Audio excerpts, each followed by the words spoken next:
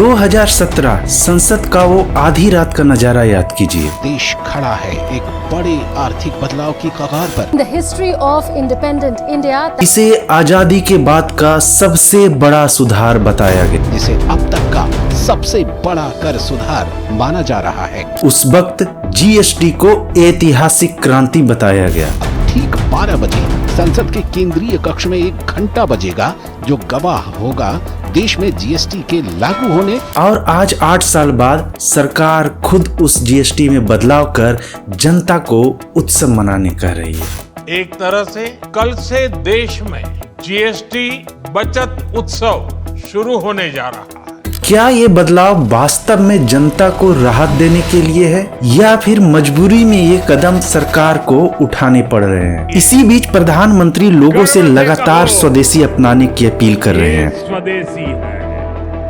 सरकार में बैठे लोगों ने स्वदेशी अभियान शुरू कर दिए हैं। यह सच में स्वदेशी प्रेम जागा है या फिर बात कुछ और ही है? क्या इसके पीछे अमेरिका की टैरिफ नीतियों का असर है? ट्रंप के लगातार हमले से भारत की इकोनॉमी और रोजगार पर क्या असर पड़ेगा? दोस्तों, ये वीडियो बेहद ही इंटरेस्टिंग होने वाली है, इसलिए इस वीडियो को अंत तक जरूर देखिए। जर्नी ऑफ नॉलेज में आपका स्वागत है।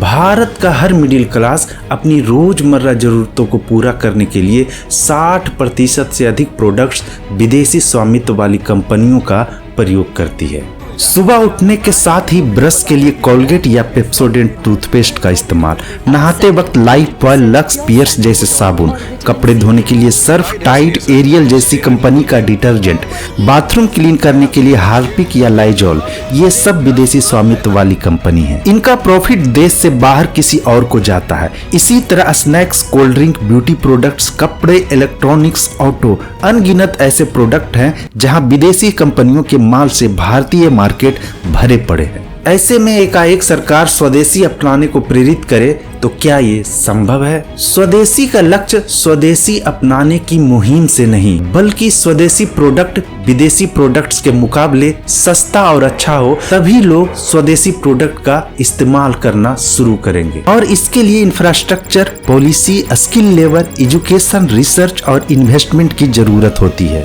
स्वदेशी मुहिम का असली मकसद है भारत पर टैरिफ लगाने से होने वाले एक्सपोर्ट नुकसान को स्वदेशी मुहिम से न्यूट्रलाइज किया जा सके। सरकार द्वारा शुरू की गई मेक इन इंडिया और स्किल इंडिया जैसे प्रोग्राम के बारे में अब सरकार खुद ही बात नहीं करती। कसमन एंड बेकफील्ड की एक रिपोर्ट बतलाती है कि छोटी मैन्युफैक्चरिंग कंपनियों में 71% कंपनियों का मानना है कि स्किल इंडिया ट्रेनिंग प्रोग्राम से उन्हें कोई लाभ नहीं हुआ, क्योंकि ट्रेनिंग की ना तो क्वालिटी अच्छी है और ना ही आज के समय के उद्योग की रिक्वायरमेंट को वो पूरा करती है।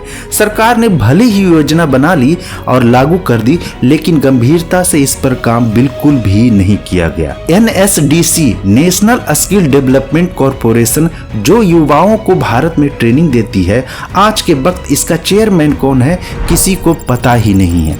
कार्यवाहक चेयरमैन को भी हटा दिया गया।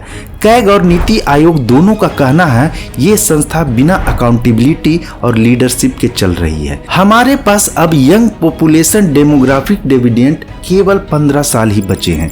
2040 के बाद हमारा डेमोग्राफिक डिविडेंड खत्म हो जाएगा और हम एजिंग सोसाइटी की तरफ बढ़ना शुरू कर देंगे। मेक इन इंडिया की घोषणा ऑप्टिक्स के लिए अच्छी थी, लेकिन सरकार ने इस पर गंभीरता से अमल ही नहीं किया। इसके लिए आधारभूत संरचनाएं जैसे इंफ्रास्ट्रक्चर, स्किल्ड वर्कफोर्स, इन्वेस्टमेंट इतना नहीं हो सका कि अपने लक्ष्य को पूरा कर सके। ऐसे में स्वदेशी का स्लोगन देना केवल और केवल दिखावा है, क्योंकि हम अपने जरूरत का सामान दूसरे देशों के मुकाबले अच्छा और सस्ता बना ही नहीं पा रहे हैं। दूसरी तरफ अमेरिका के लगातार टैरिफ हमले भारत के सामने अलग चुनौती ला खड़ा किया है। यूएस भारत का सबसे बड़ा एक्सपोर्टर है। भारत से होने वाले कुल एक्सपोर्ट का 20% एक्सपोर्ट अकेले यूएस जाता है। भारत पर 50% टैरिफ अमेरिका द्वारा दुनिया में किसी दूसरे देश पर लगाने वाला सबसे बड़ा टैरिफ है और इसके पीछे ट्रंप ने यह दलील दी है कि भारत रूस से सस्ता क्रूड ऑयल खरीदकर रसिया यूक्रेन वार को प्रमोट कर रहा है, जबकि चीन भारत के मुकाबले कहीं ज्यादा ऑयल रूस से खरीदता है। 2024 में चीन ने रूस से करीब 62.6 बिलियन डॉलर का तेल खरीदा, जबकि भारत ने लगभग 52.7 बिलियन डॉलर का तेल आयात किया।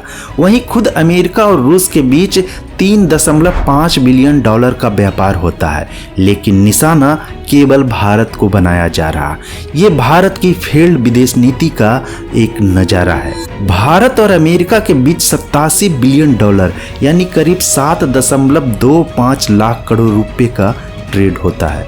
इस टैरिफ का असर हमारे करीब 66% एक्सपोर्ट पर होगा और GTRI यानी ग्लोबल ट्रेड रिव्यू इंडेक्स के अनुसार हमारा ट्रेड घटकर 50 बिलियन डॉलर यानी 4 लाख करोड़ रह जाएगा, यानी करीब 3 लाख करोड़ का हमारे एक्सपोर्ट को नुकसान होने जा रहा है। जैसे भारत से कुल एक्सपोर्ट होने वाले कारपेट यानी कालीन जिसे हम अपने घरों में बिछाते हैं, उसका अकेले 60% केवल यूएस एक्सपोर्ट होता है। उसी तरह दवाई, कपड़े, gold, diamond, furniture, smartphone, vehicle components, झींगा मछली, ये हमारे कुल एक्सपोर्ट का 40 से 50% अकेले यूएस भेजा जाता है। ये सभी सेक्टर लेबर इंटेंसिव उद्योग हैं। ये सभी एक्सपोर्ट कोई हजारों करोड़ रुपए वाली बड़ी कंपनियों से नहीं, बल्कि छोटे छोटे कंपनियों से होते हैं, जिसमें लाखों वर्कर काम करते हैं। जैसे भारतीय कालीन हैंड नोटेड होते हैं, यानी हर गांठ को हमारे भारत के कुशल कारीगर अपने हाथों से बांधते हैं, लेकिन इनका एक्सपोर्ट कम होने पर लाखों लोगों का रोजगार चला जाएगा। जो प्रोडक्ट पहले 10,000 में मिलते थे, अब अमेरिकी कंज्यूमर को 15,000 में मिलेंगे। जाहिर है इससे या तो कंज्यूमर कम खरीदेंगे या फिर वहां के बाजार कहीं और से सस्ता प्रोडक्ट इंपोर्ट करना शुरू करेगा। GTRI का अनुमान है कि इससे चीन, वियतनाम, मैक्सिको, पाकिस्तान, नेपाल जैसे देशों को लॉन्ग टर्म में फायदा होगा, लेकिन भारत में लाखों लोगों का रोजगार जाएगा। अपनी ही GST में बदलाव कर इसे नया नाम नेक्स्ट जनरेशन GST दिया गया है। 5, 12, 18, 22 ये 4 दरें को कम कर 5 और 18% कर दिया गया और कुछ पर 40% लगाया गया। ज्यादातर डेली नीड्स, एग्रीकल्चर और हेल्थ केयर पर 5% GST रखी गई। इस नई GST प्रणाली से सरकार को करीब 48,000 करोड़ GST कलेक्शन में कमी आएगी। अपनी ही लगाई GST जिसके लिए संसद में उत्सव मनाया गया था, उसी में मजबूरन सरकार को बदलाव करना पड़ा ताकि 50% की टैरिफ से होने वाले करीब 3 लाख करोड़ के घाटे को कुछ कम किया जा सके, डोमेस्टिक मांग को बढ़ाकर इकोनॉमी को थोड़ा पुश किया जा सके। लेकिन जब तक भारत के लोगों के पास जब तक परचेज करने के लिए पैसे नहीं होंगे, तब तक इन फैसलों का कोई खास असर नहीं पड़ने वाला है, भले ही सरकार इसे उत्सव का नाम दे। भारत की इकोनॉमी की असल समस्या यहाँ की मैन्युफैक्चरिंग प्रोडक्शन है। हमारे यहाँ जनसंख्या के कारण डिमांड तो है, लेकिन वो ज्यादातर डिमांड चीन जैसी बाहरी कंपनियां पूरा कर रही है। भारत को जरूरत है यहाँ के एजुकेशन इंफ्रास्ट्रक्चर को मजबूत करने की और हमारे डेमोग्राफिक डिविडेंड यानी यंग पॉपुलेशन को स्किल बनाकर ज्यादा से ज्यादा उनका फायदा उठाया जा सके। ये स्किल्ड लेबर छोटे छोटे उद्योगों में सस्ता और टिकाऊ प्रोडक्ट बना रोजमर्रा की जरूरतों जैसे डेकोरेशन आइटम, खिलौने, लाइट, इस तरह की चीजों का डिमांड को चीन की बजाय खुद पूरा कर सके।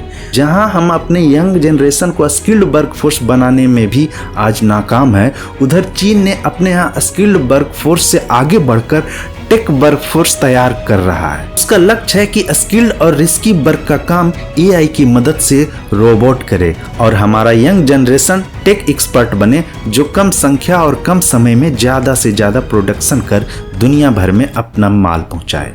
अभी जरूरत है धरातल पर हमारे देश की रियल इश्यूज पर गंभीरता से काम किया जाए। कभी उत्सव, कभी स्वदेशी, कभी धर्म, कभी राष्ट्रवाद, इनके नाम पर जनता को मूर्ख बनाने से समस्या का हल नहीं होगा। दोस्तों, ये वीडियो अब यहीं समाप्त करते हैं। आशा है आपको ये वीडियो अच्छा लगेगा। चैनल को जरूर सब्सक्राइब कर लीजिए, क्योंकि आपके सपोर्ट से ही हम आगे और भी अधिक वीडियो बनाने के लिए मोटिवेट होते हैं। नमस्कार।